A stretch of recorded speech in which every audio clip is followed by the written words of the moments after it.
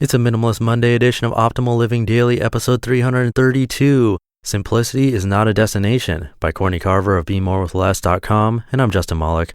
Happy Minimalist Monday to you. If you're new here, every day I simply read to you from really good blogs. And I'm not just saying that, the numbers don't lie. Some of these blogs get millions of visitors every month, some fewer, and that's okay. The content is still amazing. I've been reading a post to you every day since December of last year, and this has seriously changed my life. So if you're looking to improve your life slowly but surely, I stand by this method of consuming just 5 to 10 minutes of audio every day and really taking it in. You don't even need to implement all of this in your life at once. Just listen and you will see a difference over time. It's happened to me and I know it'll work for you too. I normally don't give a little speech like that, so let's get right to today's post and start optimizing your life. Simplicity is not a destination by Courtney Carver of BeMoreWithLess.com. We have this obsession with arriving, as if we are meant to be in one specific place, state of mind, or lifestyle forever and ever. And then when the journey takes longer than we think, or transition is harder than we expected, we go in a different direction, hoping to arrive somewhere else. Or we beat ourselves up for not being as dedicated, fast, happy, or brilliant as someone else on a similar journey. Measuring success based on arrival time or place will lead to complete dissatisfaction. We don't have ultimate control, everything is changing within us and around us, and by the time we get to where we thought we were supposed to be, it doesn't meet our expectations and we want something else. I've gone through stages of frustration trying to reach a simpler place and was curious about your experience. When I asked what was most frustrating to you, I realized that we all have similar struggles. These are a few of the responses I received on Twitter. Number 1, there seems to never be an end, no finish line for when I've arrived at the level of simplicity I'm seeking. Number 2, I'm frustrated that it takes so long to let go of the accumulation of 35 plus years of excessive living. And 3, speed. I want it done now, and it's all taking so long, and I've been at it for a long time already.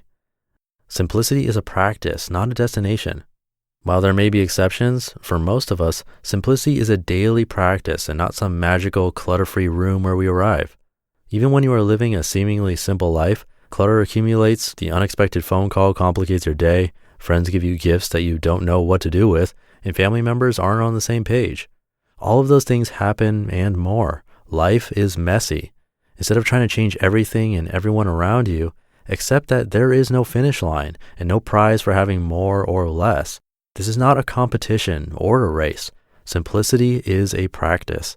When you realize that the greatest benefits of simplicity come from the practice, you can start enjoying the process instead of being anxious to arrive. 7 ways to practice simplicity. Instead of working towards a goal that seems out of reach, implement a daily practice and start enjoying the rewards now. Number 1, put you first. You spend the day giving. You give your time, space, and energy to your family, friends, work, and many other things. If you are lucky, you find a little time to unwind during the day, but it doesn't happen every day. If you want to continue to give, you have to put you first. A morning routine, 5 to 30 minutes, just for you every morning will change how you give. I created a micro course to show you how, but you can start without it. Wake up 5 minutes early and move slowly, instead of cursing the alarm clock and speeding through the morning, making sure everyone has what they need. You first. It's not selfish, it's necessary.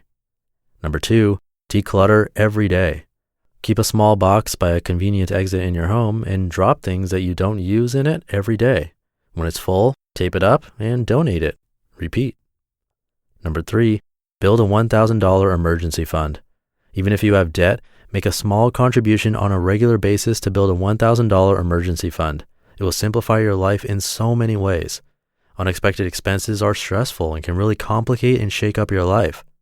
Eliminate that stress with an emergency fund. It was our first step in becoming debt-free. Number 4, ask for help. Host a simplicity summit with your spouse and or family members.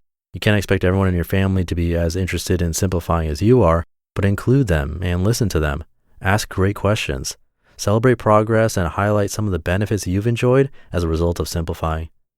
Number 5, document your practice. Sometimes it's hard to remember how much progress you've made. Write in a journal about your daily progress or photograph the things you are giving away. You could shoot before and after pictures of your rooms or even start a blog. Number 6, connect without comparison. Connect with people sharing their simplicity journeys. Read books and blogs and connect with the writers on Twitter or Facebook. Don't compare your journey, but share your experience. Ask questions. Be supported and inspired by like-minded people, and then support and inspire them right back. Number 7, discover what you love. Simplifying your life is rewarding, but you might get bored with the process if it is all-consuming. The best part of getting rid of the things that don't matter is that you build time and space to discover what is truly meaningful to you. Discover and engage. Simplicity paves the way for you to start doing the things you really love. If simplicity is a practice and not a destination, you don't have to wait to get started. You don't have to be discouraged at how slowly or quickly it goes, and you can measure your success in joy and happiness instead of arrival time and place.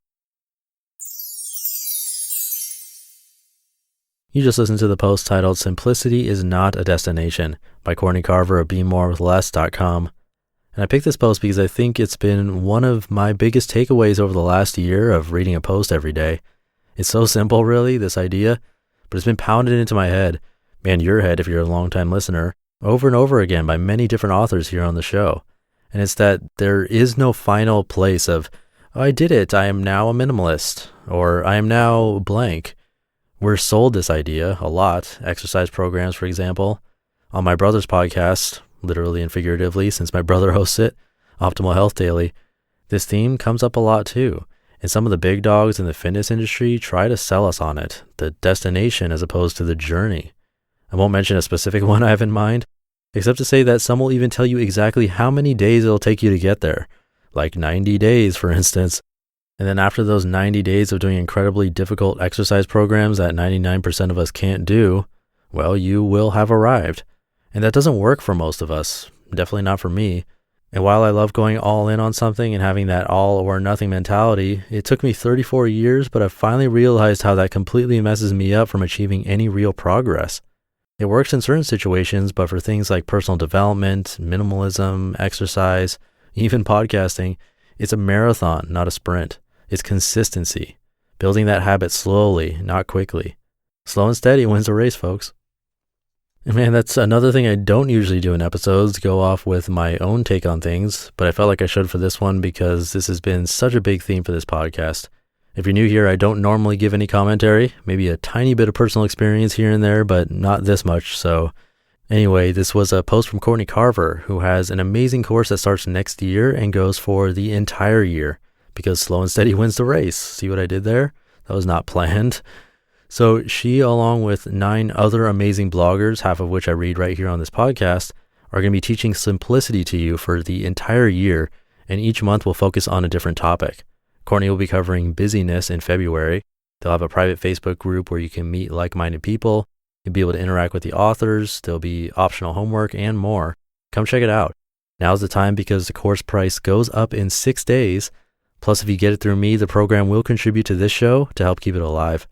So to check it out, to see all the topics and authors and learn more about it, come by oldpodcast.com/learn. Again, that's oldpodcast.com/learn to learn more. And I'll leave it at that. I'll see you in tomorrow's show where we'll be hearing about sleep, where your optimal night life awaits.